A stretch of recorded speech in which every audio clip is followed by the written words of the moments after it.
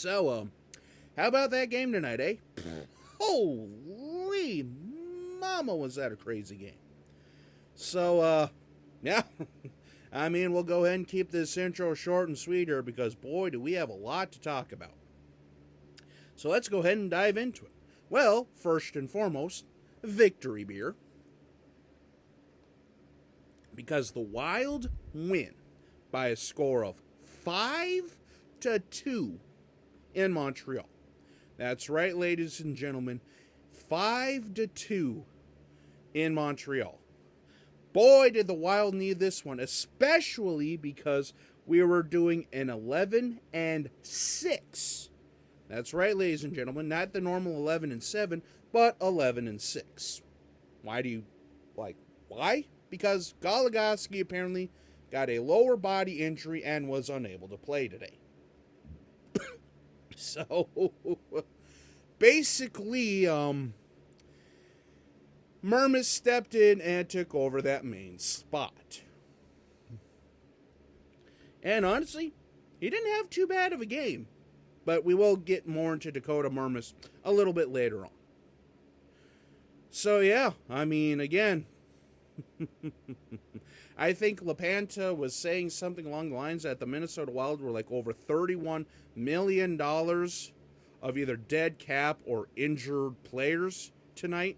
And in fact, they're even technically below the cap floor. So, yeah, I mean, that was just...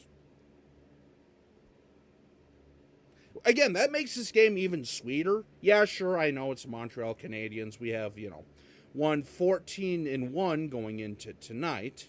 And now we're 15-1 over the last 16 games against Montreal. So yeah, let's go ahead and actually get into more of the game stuff here. So, the scoring for tonight started in the first period, ironically enough, on the penalty kill. That's right, ladies and gentlemen, on the same penalty kill.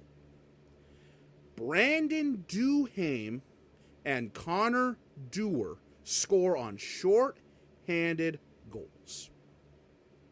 How many times have we seen Dewey 1 and Dewey 2 score on those, short-handed opportunities? Just basically taking it right up the ice and firing it on net. Because I'm not going to lie, Montembeault started off pretty decent and stuff like that. The Wild were humming from basically the drop of the puck in the first period and were able to maintain said momentum even towards the tail end of the game. But yeah, I mean, Duhaime and Dewar are just beautiful on the special teams, on the penalty kill, on the power play. I mean, 2 shorthanded goals on the same power play. I mean, you don't see that often. And like I say, Minnesota last season had 14 shorthanded goals. So, I mean, that's one thing that I love with like the newfound Minnesota Wild and stuff like that is they're not afraid to take chances. And boy, do I love it. So, yeah, I mean, that basically wraps up the scoring for the first period. I mean, not a whole lot happened. Yeah, there were a couple, power plays here and there and stuff like that, but nothing really of crazy note, at least from my opinion. So, yeah, we go into the second period up 2-0. Everything's looking good. Everything's looking great. And then, again, the Minnesota Wild go on yet another power play. And then eventually another one. So, what happens? Joel Eriksson-Ek gets a 5-on-3 power play goal. Because, of course. By the way, that's going to be kind of a theme for tonight's game, if you haven't picked that up already. Special teams were huge tonight. And I mean huge. So, yeah, at this point, we're up 3-0. Everything's looking good. And then John Merrills. And Tanner Pearson comes up the ice, has a trailer with him, bippity-boppity-boop, and Tanner Pearson roofs it to make it 3-1. I mean, I'll give a pass to Merrill for this one just because, well, it is what it is. I mean, you're not going to... For the most part, he was actually pretty good tonight. It's just, every once in a while, you'll kind of get caught with your pants down, for lack of a better term, but it just seems to happen more often with Merrill on the ice than with, a lot of our other defensemen. But anyway, that yeah, it's kind of unfortunate. I'm not even going to lie there. But anyway, 3-1 at this point. And then not that long after that, Brandon Duhaime and Michael Pezzetta dropped the gloves. I mean, hey, if there's one thing, Montreal is trying to get the momentum back. Duhaime is not afraid to back down. He's not known for backing down and stuff like that. So, yeah, both him and Pezzetta dropped the gloves. So, yeah, I mean, and then a little bit later on, Kirill the Thrill officially gets on the goal-scoring board. That's right, Kirill Kaprizov scores on yet another power play goal. So, yeah, are you picking up on this yet? Yeah. Again, special teams were absolutely huge tonight. And then we go into the third period, right before, basically right at the end of the period, going into the third. Arbor Xhekaj does what Arbor Xhekaj does and gets underneath everyone's skin, and, well, yeah. And then, of course, Eriksson Ek tonight was a very, very big presence in front of the net, like he usually is. And eventually, his luck gets rewarded yet again on a power play goal, his second of the night. So yeah, basically, what does that mean? The Minnesota Wild scored 5 goals on their special teams. That's right, ladies and gentlemen, not a single 5-on-5 goal was scored for the Minnesota Wild. It was all on the special teams, which tied a Minnesota Wild franchise record for most special teams or power play goals in a game. So yeah, none of the goals were on 5-on-5. They were all special team, which again is crazy to think because the Minnesota Wild were running with 11 forwards and 6 defensemen for the entire game.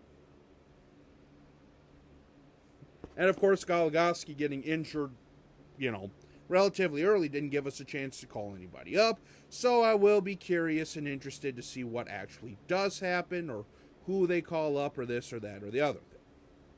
So yeah. And then, a little bit later on, remember how I told you about Dakota Mermis?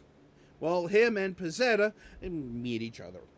And, well, Mermis got fed his lunch because Michael Pezzetta does that sort of thing. Pezzetta, Xhekaj, I mean, they got some brute guys that aren't afraid to, step up when their name is called and, drop the mitts if they need to.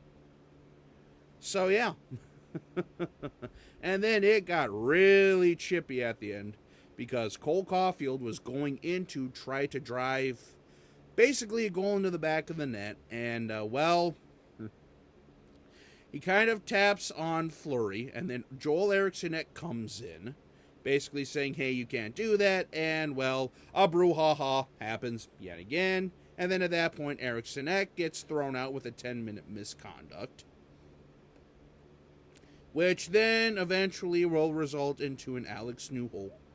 Basically, after that, Alex Newhook gives Montreal a goal, granted a little too late, but at the end of the day, they pull the goaltender, and ironically enough, Moose with a tripping penalty at the end. Yeah, tonight there were a lot of penalties. A lot of penalties. Let's put it this way. The Wild went 3 of 8. That's right, ladies and gentlemen. The Wild had 8 power plays or power play opportunities. And holy moly, that was weird. I'm not even going to lie because, again, how many times on this channel have I harped to the Minnesota Wild to stay out of the box? I mean, I'm basically a broken record at that point. Like, you've heard me several times say, stay out of the box. But hey, I mean, granted, we really didn't do the greatest job because Montreal had 4 or 5 opportunities themselves. Granted, they didn't drop a single goal behind Fleury on the special teams, which was nice to see, especially because, well, I mean, let's be honest here. Marc-Andre Fleury might have played his last game in Montreal, potentially. And I say potentially because who knows how the rest of the season will go. There's still opportunities and chances. I mean, like I say, if I'm Flower, I'm not going to make the decision for him. Whatever happens, happens, but still, though, the fact that he got that big of a win, the fact that he was that dominant tonight, and the fact that the Minnesota Wild were that shorthanded, by the way. I mean, it's one thing to have your full arsenal, but when you're already down to 11-6 with 17 skaters, and then by the end of the night you end up with 14 or 15 with over 5 minutes to go, just makes it a little bit sweeter. But yeah, again, tonight was a game that the Wild desperately needed just for their own psyche, just for their own future. And like I say, who knows? Because this was a massive win. Because now we're 2-1. Going into LA on Thursday when we open up a 3-game homestand between LA, Columbus. Yeah, basically the next 2 games are LA and Columbus. So, who knows? I mean, LA is, well, they're a very, very good team. Taking nothing away from them, You can never count them out, basically at any time. So, but yeah, the Minnesota Wild finally put a no-doubter together. Special teams was humming. Injuries, I mean, again, Boldy, I hope everything's all right there. Spurgeon, I don't know how much more time he has left. Goligoski, I don't know if that's a long-term issue or if it's just, precautionary. Not to mention he's arguably one of the oldest players in the entire league, outside of like Matt Giordano and ironically enough Flower. So, it's kind of one of those things here, but yeah. Cheers, baby. First victory beer of the season. And boy, does it taste good. So yeah, that'll basically wrap up this video.